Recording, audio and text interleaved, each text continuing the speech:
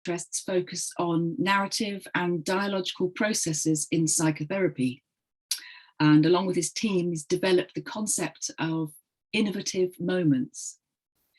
These are events in psychotherapy in which novelties to a previous problematic pattern emerge and contribute to meaningful change.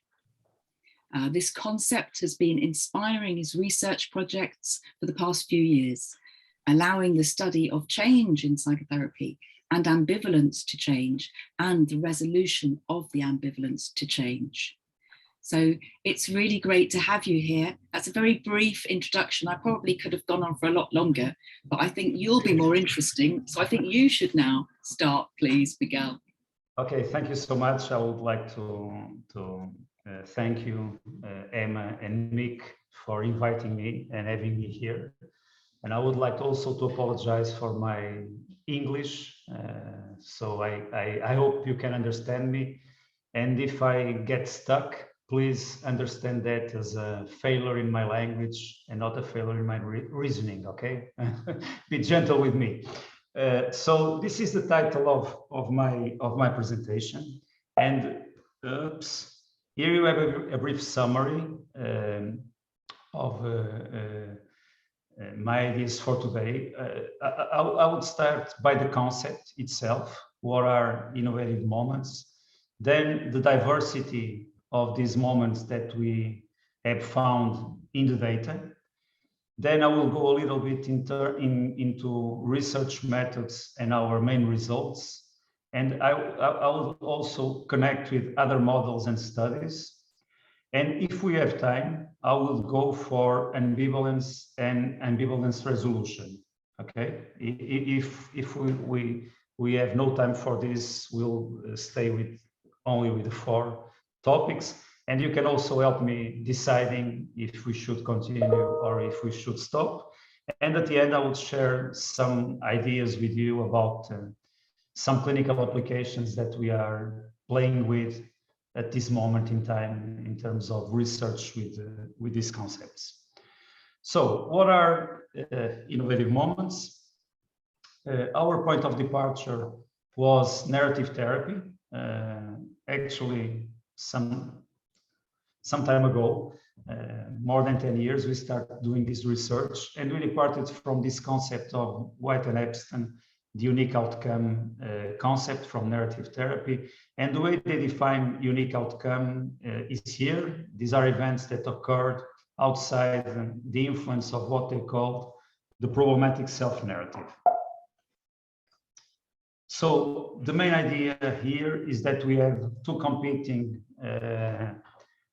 paths of meaning. One that is problematic and that brought the client to therapy, and the idea that therapists are trying to create a new alternative path.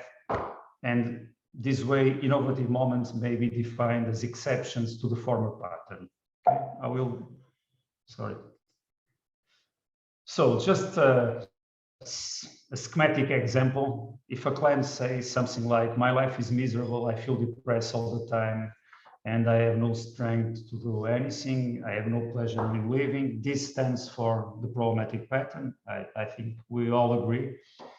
But if the client at some point says something like this, but yesterday I felt some joy playing with my son and it was really good, this would stand as an innovative moment, okay?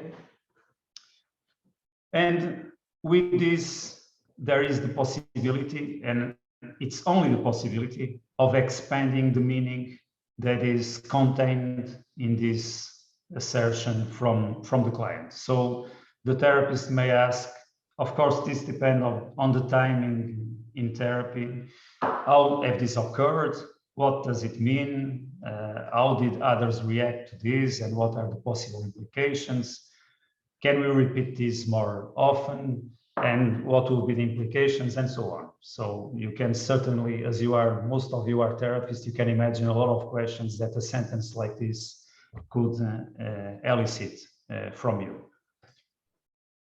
So in terms of definition, these are exceptions to the problematic pattern, appear in several forms as actions, thoughts, feelings, projects, and so on, may occur in the session, but most of the times in our research, what occurs is that the client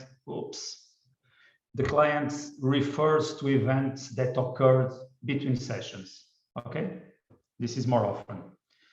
And also they may be prompted by the therapist. The therapist asks a questions or propose a specific task, for instance, an empty chair task or Socratic question or whatever, but can also be emerged spontaneously by the client.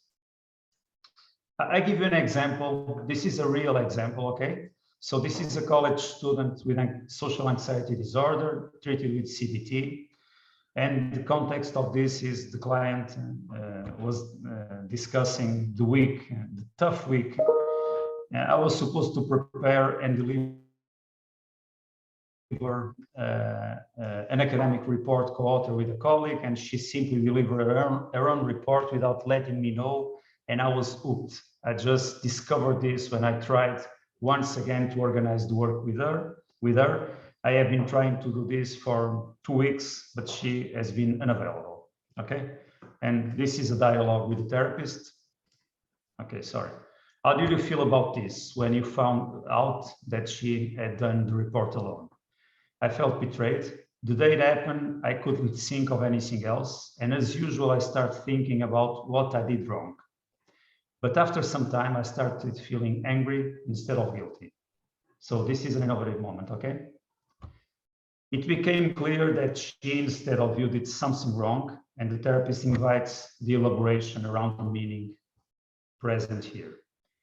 The client goes on, sure, and feeling angry was something that surprised me. I think it was the first time that I felt this way in a situation like this. Why do you think this happened? I thought that it doesn't make any sense to be responsible for every single problem that happens around me. I tried several times to schedule a meeting with her without any success. I'm not responsible for her. Interesting. What can we learn from here? Any idea? I should not, how do you say, personalize. Not everything is my fault. This idea makes me feel much safer. I used to feel insecure and guilty in a diversity of situations. Did you tell her anything after this? I told her that she was unfair to me and that I deserved to be treated fairly, and that if she wasn't able to do that, I wouldn't work with her anymore. So what we have in this sequence is a diversity of types of innovative moments. I will go on this a little bit later on. So the therapist concludes, whoa, what a difference from the past, okay? So now speculation. How do you think that IEMS contribute to changing the problematic pattern? So what we have been observing is an increased frequency of IEMS, okay? And probably this is relevant for the emergence of the new pattern. And also diversity. Diversity in terms of different topics and contexts, like work, relationships, identity. Also in different forms like cognitions, behaviors, feelings, and different time perspectives, like present IMs, what will occur in the future, connections with the past. And we also have been observing different types and levels. I will try to characterize this in a minute. This relates to diversity of innovative moments, but independently of all this that I just said, the idea is that they all, in a sense, condense the same path of meaning, and this is incongruent with the previous problematic one. Okay, does this make sense yeah, okay. So I constructed a schema here to try to explain this even to myself a little bit better. And the main idea is that we depart with a problematic pattern. We can characterize here the problematic pattern. I inserted here, give priorities to others' opinions and feelings, neglect one's own, feeling miserable. So this pattern is congruent with depression. And we have related to this congruent feelings, feeling neglected, congruent relationships, being submissive towards others, comparing self to others in a negative way, and also congruent actions, doing what others think is relevant. And the idea, very congruent with the narrative tradition, is that in the background lies different potential patterns that are rival in a sense with this one, with the dominant one. But what occurs here is that the events that are occurring in a sense validate the pattern, so the pattern gets more and more dominant. And I inserted this, the idea that this operates as negative feedback processes in the sense that stabilize the pattern, okay? So we have a kind of homeostatic process here in each new thought, new action that is that makes part of the pattern, reinforce the pattern. And our idea is that at a certain point in time during therapy, what occurs is that at some point incongruent occurrences start to emerge. First of all, often in therapy, the client and the therapist works to make the pattern explicit and to make the pattern clear for the client. And at the same time, occurrences using different techniques, different therapeutic strategies, start to emerge, like here, for instance, feeling respected or refusing comparing self to others, okay? And this operates as positive feedback processes in the sense that they disrupt the problematic pattern, and this contributes to the increase in terms of strength of the alternative pattern, okay? And at the end, we have something like this, okay? The idea that the alternative pattern is a new way of being, in a sense, like with these facets here, respecting my needs and opinions, feeling cheerful, and we have congruent feelings, feeling respected, being assertive toward others, refusing compare self to others, doing what makes sense to self. And again, we have here negative feedback processes that stabilize the pattern. But of course, the previous problematic pattern didn't disappear. It lies in the background and may become dominant at a certain point in time, and we have relapse. Okay, so this is the main idea. Of course, these are speculations, but from my perspective, it makes sense to explain what we have been observing. Can I move on to diversity of IMs? So these are, just for you to have an idea, these were constructed in an inductive way, okay? These were constructed from the data. We start with the concept and we start observing sessions and trying to see what kind of events like this appeared in psychotherapy. And and there is also some evolution. If you see my early papers, we have one typology, and then we evolved from different ways of seeing this. Nowadays, we work with levels of IMs, and we have 3 levels, okay? And we characterize level 1 as elementary forms of reacting to problems. And the idea that these IMs allow creating distance from the problematic pattern or repositioning oneself towards the problematic pattern. And we have 3 types of IMs here, what we call action 1. The examples that I inserted here are constructed from the case presented previously. Like, imagine if the client states something like, I shared the situation that happened with my colleague with a partner from work, and this would be action, and this would be innovative because the client never shared anything relevant, let alone a difficulty, okay? So this would be action 1. We also have reflection and what we call protest. Reflections are thoughts, like this one here. It doesn't make any sense that the silence in the conversation are all my fault. It takes 2 to tango. This client was very sensitive to silence in the conversation and felt really anxious when the silence were long, feeling that she needed to fill the gaps. And protest one is, you have an example here. I told her that she was unfair to me. She didn't treat me fairly.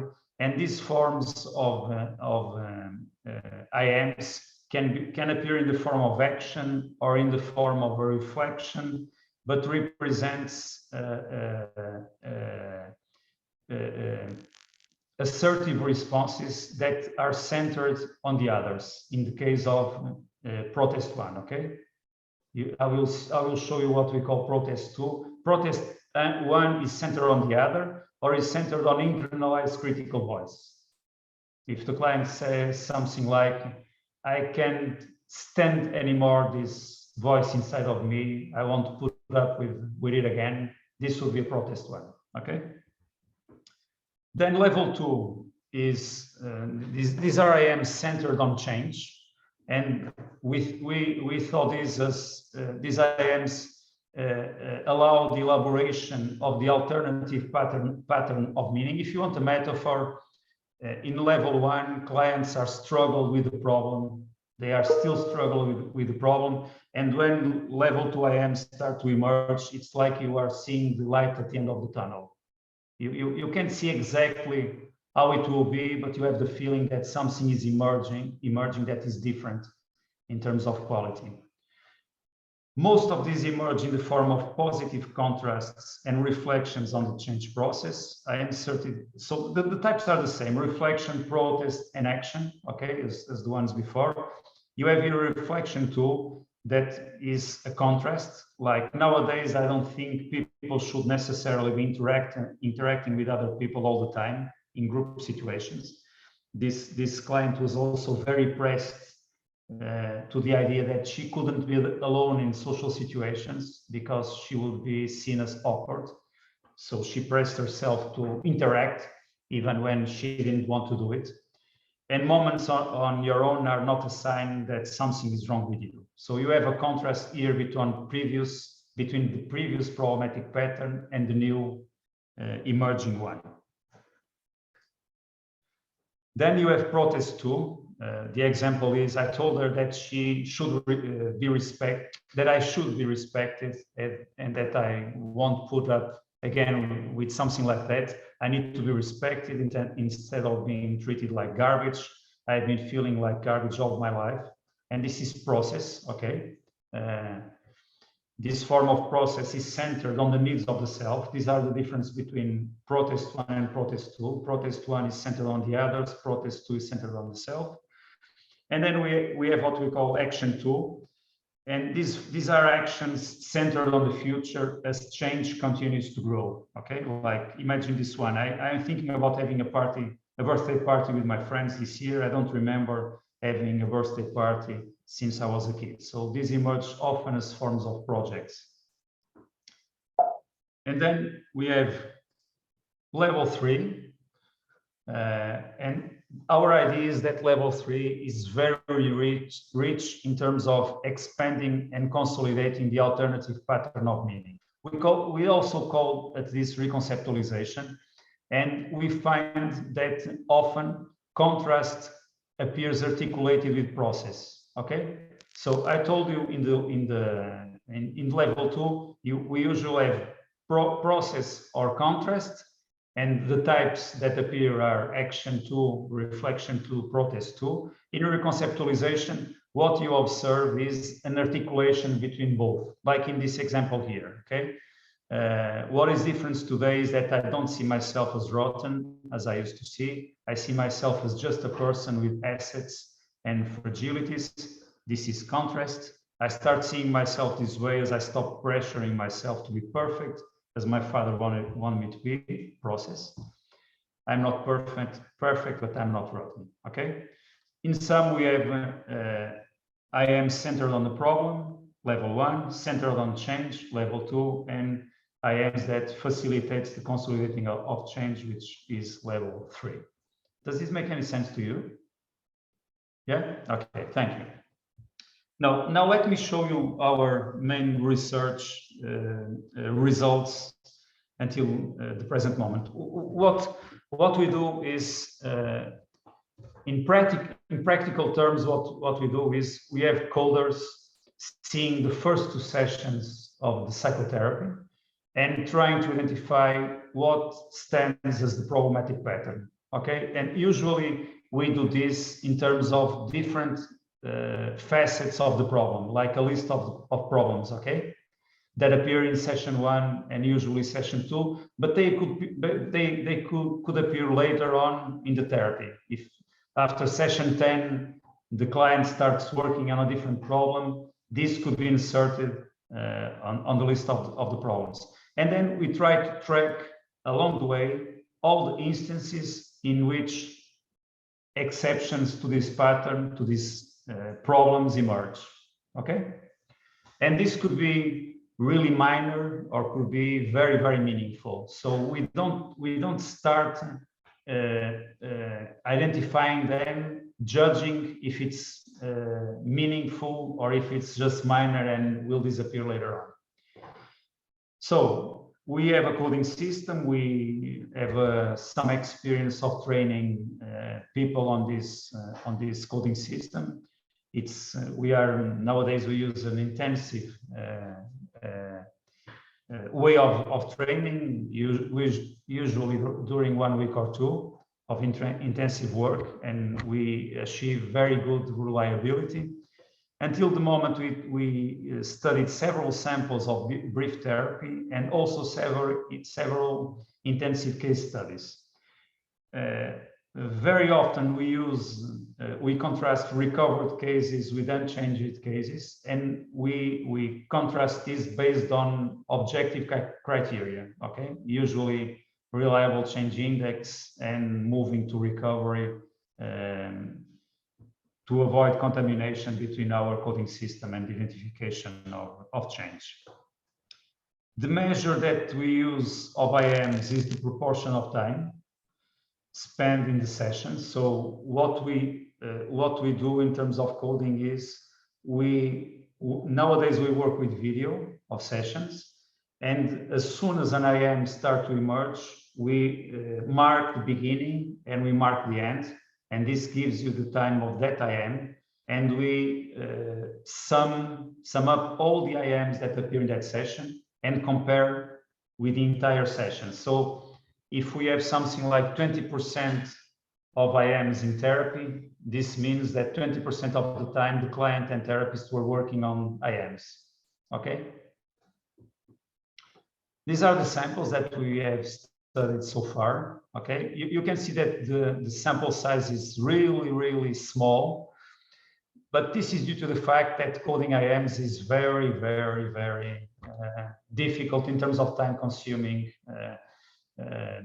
We estimate at a certain point the amount of time that is needed to code these IMs, and it was something like 1 month of 2 researchers of intensive work.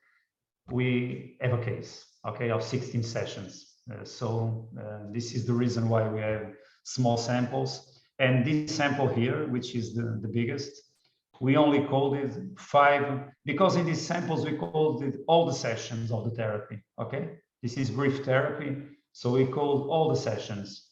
In here we only code 5 sessions per case, and even though it was a very difficult study to conduct. So we have also, in terms of designs that we use qualitative research and quantitative case studies. We have qualitative case studies and quantitative case studies. When we use quantitative case studies, we use methods like time series, for instance, and then we have small samples as the one that I presented to you in the previous slide. And in these small samples, we have different kinds of objectives of the studies. Often we compare pre-post change with the IMs, okay, like for instance in the BDI. We also have studies with longitudinal designs in which we track IMs session by session, and outcome measures also session by session, using things like hierarchy linear modeling. We also have one study in which we compare IMs with we have more than one study. We compared IEMS with a simulation process, but we also have one study in which we compare with the CCRT, the core conflict relationship team.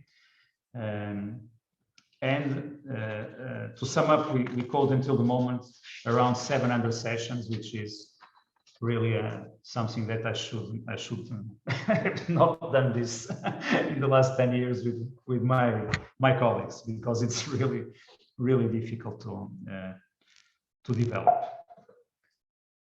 So here you have an example of a good outcome case, and I represented here just the levels. Here you have the proportion, you see, in terms of time. So this here is something like at this session, oops, sorry.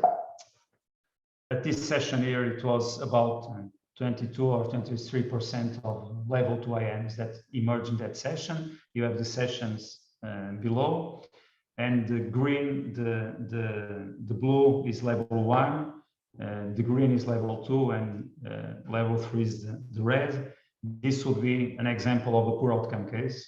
So the IMs are much more flat, and usually level 2, the difference is not so much in level 1, but it's clearly on level 2 and level 3. So in terms of summary of the main results, until now we have identified in all modalities that we study of therapy, we identified IMs. Reliability is usually high. We have higher proportion of IMs in successful therapy, and we have more level 2 and level 3 in good outcome cases, and level 3 is almost absent in poor outcome cases. Unchanged cases have a similar or even higher proportion of level 1 IMs. It occurs sometimes level 1 IMs, because the idea is we have a lot of reflection 1 that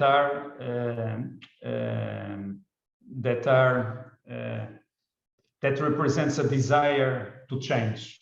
Okay, and this occurs a lot in poor outcome case. I want to change, I need to be better, but nothing else besides this occurs. We have 2 studies in which IMs predict improvement in distress in the following session above the reverse prediction. These were CBT and narrative therapy. So IMs in one session were predictors of distress in the following session above the reverse prediction. And we have another study in which improvement in distress predicts IMs, okay? So the reverse occurs. Actually, this is CBT, the last study that we did. And in one study, change in relational schemas were a partial mediator of the relationship between IMs and improvement in outcomes. Okay, so it seems that IMs contribute to change relational patterns, at least in this sample, and this contributed to change in outcomes. Okay, so the question that reviewers ask again and again, and we ourselves are asking this question also again and again, is does IM stand as a process variable in the sense that it has a contribution to change, or there are small outcomes along the session, or it could be both depending. And I would say here that in terms of, and this is purely speculative, I would say that probably it depends on the therapy, and it depends also on the type of IMs. And probably this also similar to what occurs with insight or corrective experience to refer processes that are close in terms of meaning to IMs.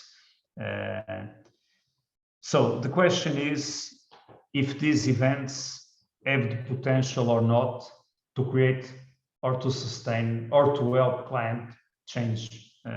And if we return to this again that I showed you before, I would say that at least in this case, it seems that this has a contribution to change. Okay, because these are a meaningful therapeutic conversation in which client and therapist are making an effort to create something different. So I would also like to say that at least in some good outcome cases, IEMS seem to be, of course, they are an outcome of the process of change, but they seem to be also a kind of a performance of change in the therapeutic relationship. Okay, I inserted here some studies with similar results, or they are not with IEMS, okay? But they, from my perspective, there is a connection between these studies and IEMS. There are some literature that suggests that change occurs more by capitalizing strengths and resources than by compensating deficits. There is an old study on the collaborative study on depression done in the United States, in which there was a comparison between clients that were on the interpersonal treatment and in CBT, and they found out that clients with higher abilities, interpersonal abilities, perform better in interpersonal therapy, and clients with better cognitive abilities perform better in CBT. And they were expecting the reverse pattern, because if the therapy allows to correct deficits, the reverse pattern would be expected. There are a lot of literature suggesting this. As far as I know, there is only one study that goes in the opposite direction with suicidal patients. There is also some research on what is called activation of resources.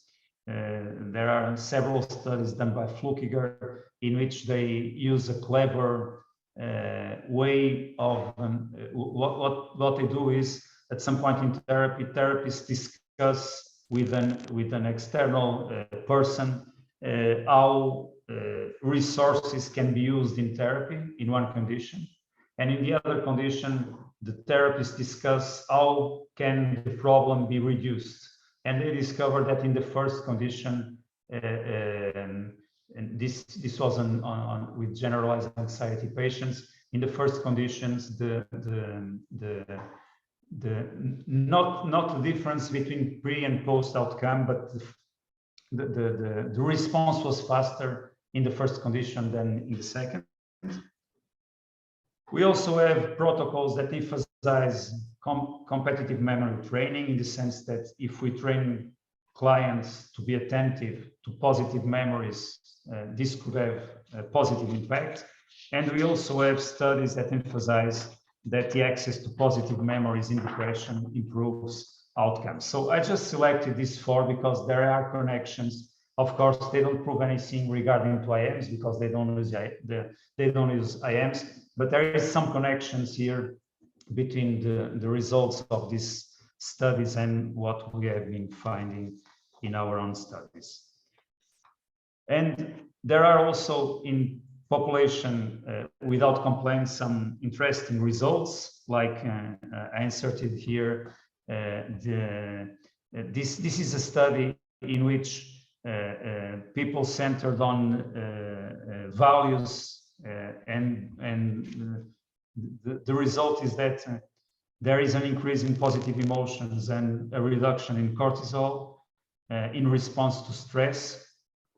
This study, this is a very recent study in which colleague students writing daily on strengths as an effect in terms of emotion, in negative emotions, in distress, as well as reduction of well-being near the period of exams.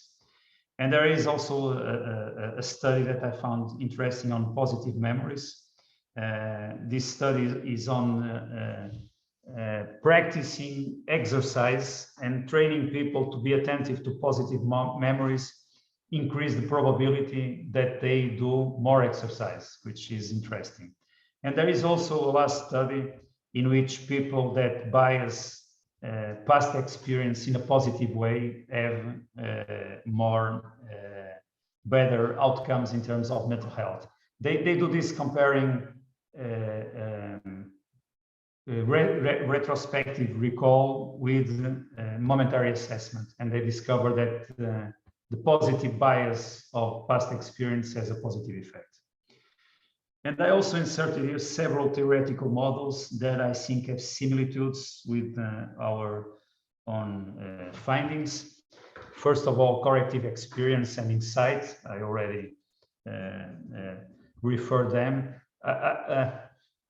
We don't have studies on this, but my feeling is that all corrective experience and all insights are probably IMs, and are probably elaborated IMs. Not all IMs are insights or corrective experience, because they are, if you want, the net that we use to capture the events are much smaller than what is captured in the concept of insight and corrective experience. I also insert here from CBT, I found some connections with this idea of retrieval competition approach in CBT, in the sense that change involves a retrieval competition between competitive meanings, and that the client and therapist need to practice the new meanings to avoid relapse, and the new meanings are competitive with past meanings. This is very similar to our way of looking to problematic pattern versus innovative pattern. And also a similar perspective has been applied to exposure, in the sense that in exposure, clients do not achieve habituation, but in a sense substitute a more adjusted way of reacting that competes with the phobic pattern that occurred before. And there is also in CBT this idea from Bennett Levy and collaborators of what they call ways of being approach, and they discuss with clients old and new ways of being, and the new ways are centered on strengths. And this is also similar to the conception of problematic versus innovative pattern. And finally, I found in social psychology, so this is external to clinical psychology, a new set of research titled Wise Interventions. And what they do is they use a family of interventions with very different targets, from racism to adjustment to university, in which they try to create, with small change, they try to create changes in meaning that are self-sustained and that create to a better adjustment. And these small changes in meaning are very similar from my perspective with the idea of IEMS. Okay, so these are just ideas to. Okay, shall I go on to ambivalence, or shall I stop here and we can discuss? I think we might need to stop for questions, Okay. because I think people will want to ask you about IMs. Okay. Okay. So although I'd love to go on to ambivalence, we might have to get you back another time to do ambivalence for a whole session. Sure, it's up to you. Thank you, Miguel. So should we stop screen sharing, and then we can go to, and Mick can look in the chat and see if there's questions coming up. Just while we're doing that, I want to say thank you so much for that presentation. I found it fascinating.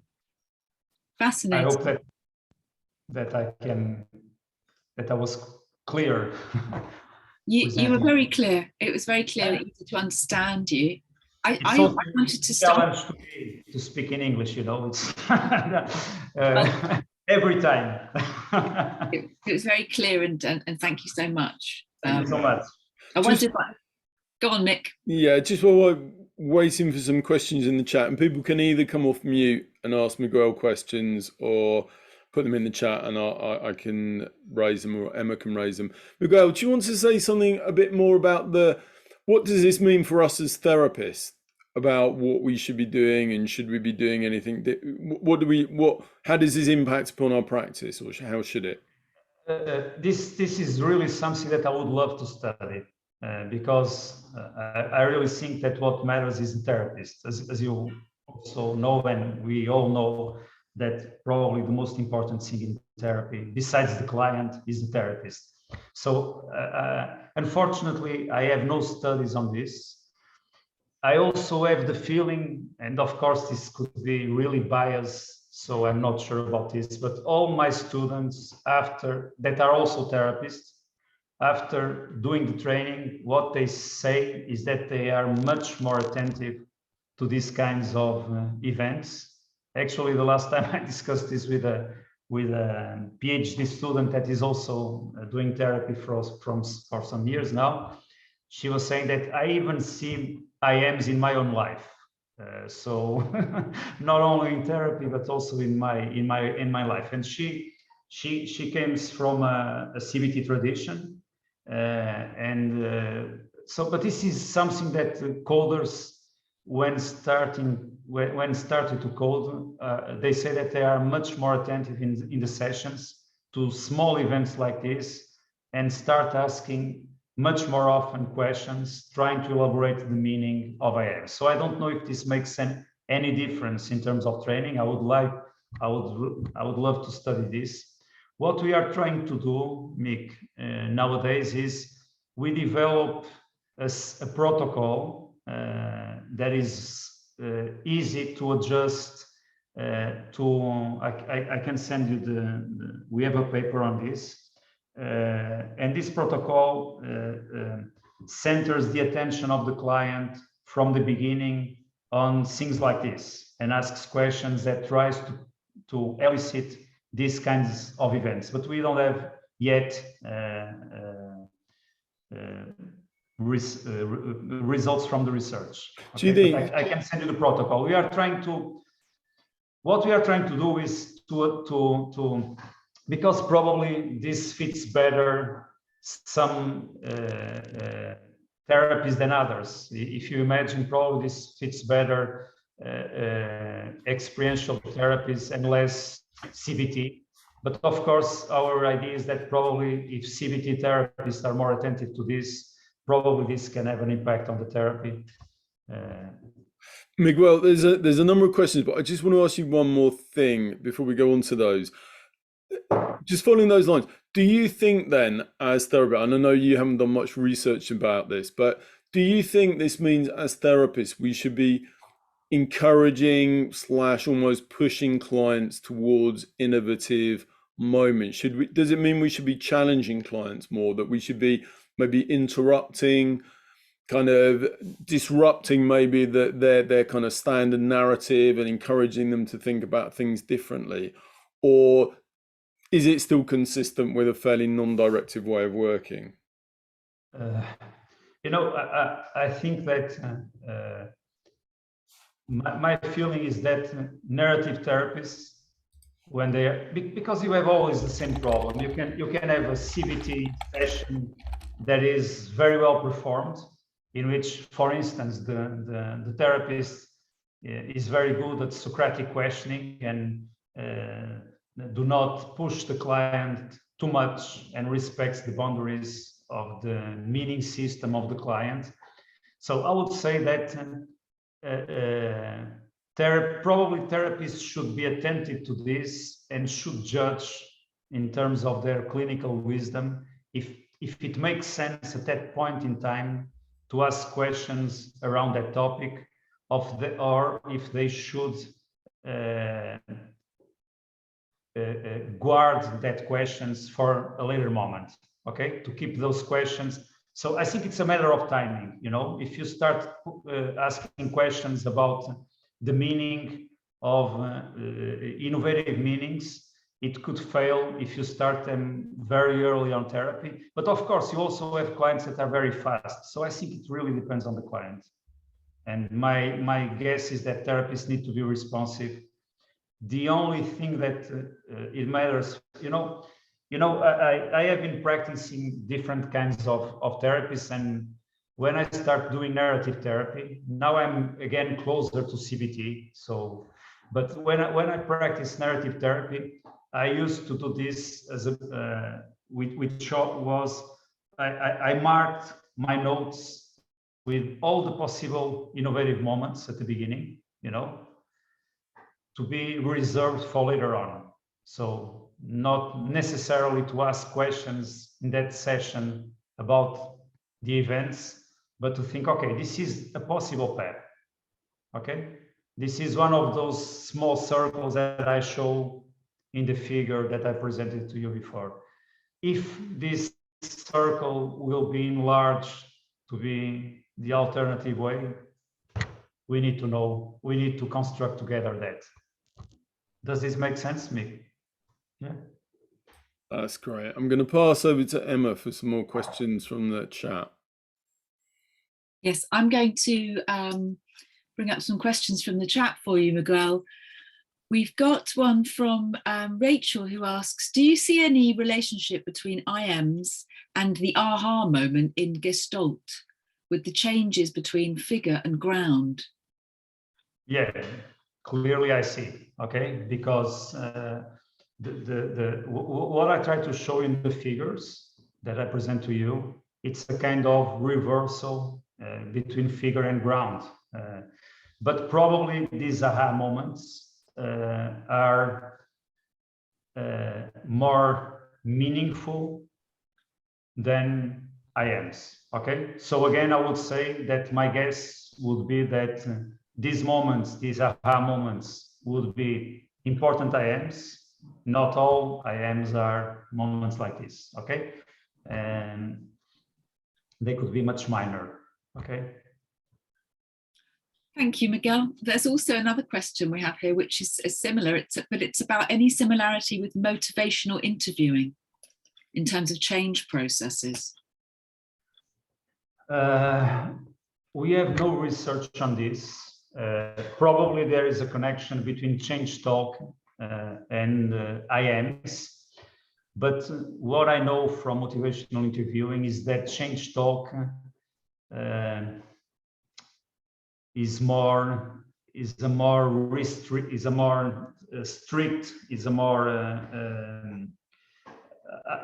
I would say that IEMS are, because, you know, if we are together again in some point in the future, I could do an exercise of coding IEMS with you, so you can have the flavor of trying to identify them in transcripts of sessions, and you will see that sometimes they are really tiny events. Okay, and when we start doing this research, our idea was that, okay, these tiny moments can, of course, it's very difficult because we can say, okay, this tiny moment that occurs in session 2 is related to a bigger event and a more meaningful event that occurs at session 16 or 20. But it's really difficult to demonstrate this in terms of research. You can have this feeling that these are connected, but it's difficult with our methods to demonstrate precisely this. And this goes also to the idea that until now we kept level 1 IEMS, but sometimes our feeling is that the level 1 IEMS are more close, in fact, to the problem, and that in a sense probably they are, at least in some patients, problematic instead of innovative, and that the real innovation starts at level 2. Okay. Links to the next question in the chat, which is also, it says, at the beginning you described an alternative path through the woods. Is each IM a different path, or are IMs like different points along the same path? Okay. Can I see the question just to see if I made sense clearly? It's, I can see the chat here, right? Yeah. Shall I read it again as well? You don't mind, please? At the beginning, you described an alternative path through the woods. Is each IM a different path, or are IMs like different points along the same path? I would say that probably, and this is my clinical guess, okay, because we have no research on this, but my clinical guess from coding sessions and from my experience as therapist is that probably what occurs at the beginning is that you have different teams, different points, okay? If you want to follow my idea of the figure, you have different circles appearing, and at some point therapists and clients start working more in a specific circle, and they try to elaborate that specific circle, and at some point in time that circle becomes the figure instead of the ground. I don't know if I understood correctly the question, but this is the way I figure out, because you have, when we code IMs, we have different, clearly different teams emerging. So they are not necessarily connected from the beginning, you see, but at some point the connection, it's very similar when you work with a client, you need a team to work. Otherwise you get lost, right? One or two teams that you start working. My feeling is that with the IMs is the same. If they appear very unrelated, they don't have potential to create the figure. They are still on the ground and they will be on the ground. Thank you. That is a great answer. I've noticed that Andrea has her hand up. Andrea, do you want to put your mic on and ask a question? Yes, thank you, Miguel. I'm asking you as a student. So the way I've understood you is that there is a kind of continuum when we look at innovative moments. Mm-hmm. Some may end up as corrective emotional experiences, not all of them do. But if there is, let's say, a critical mass of innovative moments, and one of the aspects, whether it's behavioral, feeling, thoughts, and so on, you could lead on to a corrective emotional experience. So I'm thinking of a continuum. You said earlier, corrective emotion IMs are don't all lead to corrective emotional experiences. The way I understand you is there could be a critical mass, and then you are going into a corrective emotional experience. So what people called aha. Is our guess. Yeah, that is our guess. But again, we don't have, or at least we didn't discover so far a way to demonstrate that. What we see most of the times in good outcome cases is that you have this pattern of increasing level 2 IMs, and at some point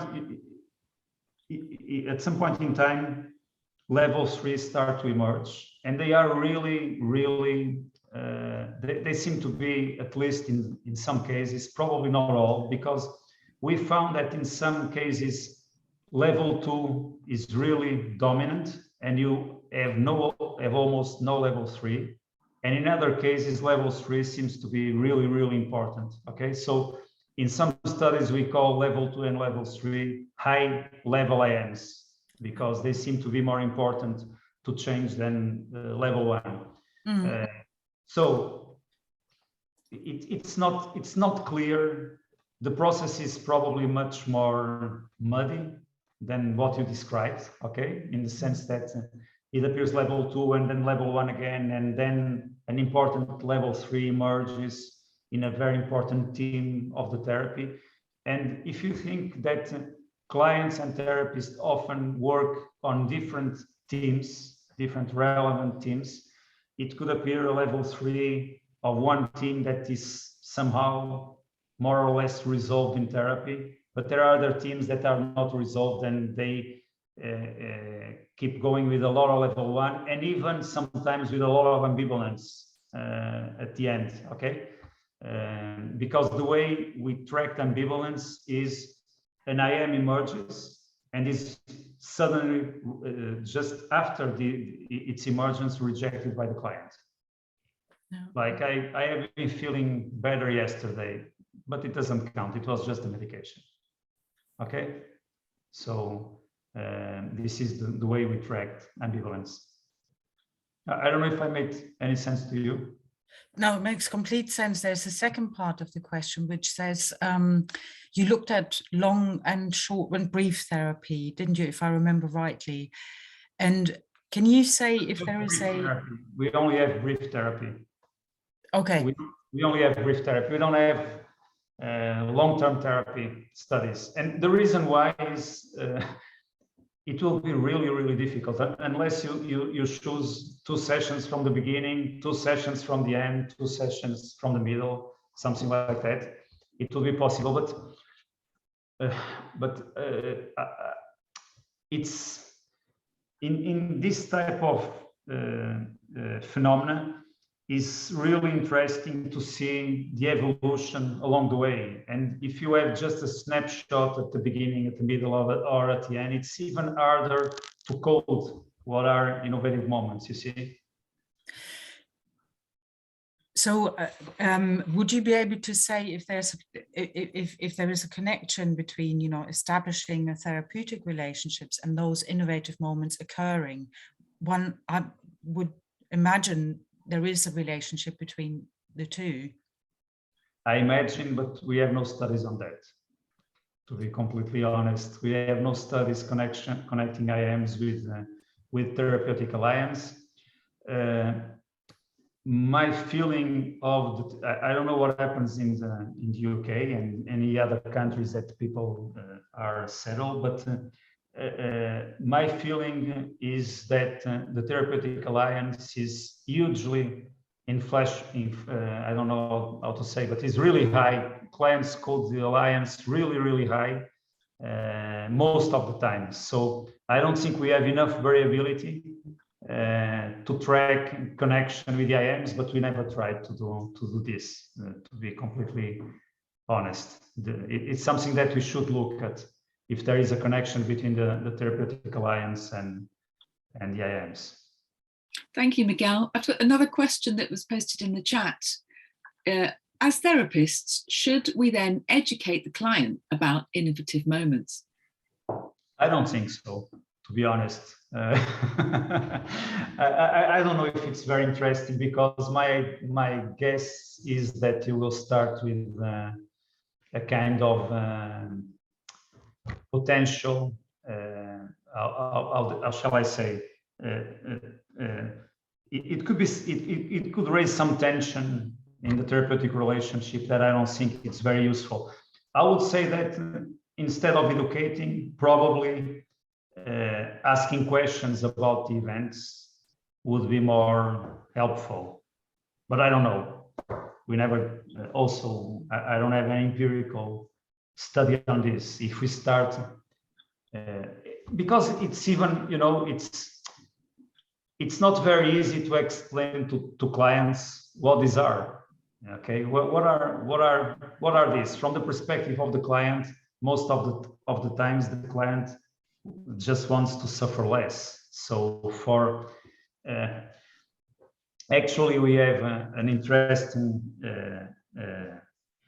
the protocol that I told you before that we are using to try to elicit innovative moments. We use several questions at the beginning of therapy, very similar to the questions that narrative therapists use, like if you can give me a description of yourself without the problem, what that will be, for instance, things like this, okay? And what is interesting is that when you ask clients, what are, for instance, the question, what do you think are your better resources, your better competencies? Often it appears that some resources and some competencies that the clients highlight are very, very problematic. Okay, in terms of case formulation, if you look at them, for instance, imagine obsessive clients. Okay, they could say like, I'm a very ordered person and I think this is a major asset in my life. But this is also a problem, you see. I don't know if clients have at the beginning, at least, the necessary distance to understand what could be IMs And I would guess that what they would see as IMs would be the reverse of the problem. And most of the times, the reverse of the problem is still the problem. Thank you. Great answer. I noticed that it's gone 7 o'clock. We're supposed to run till 7 p.m. I don't know if anybody has been waiting with a question with a hand up who hasn't had a chance to come in. If so, do you want to just unmic and come in?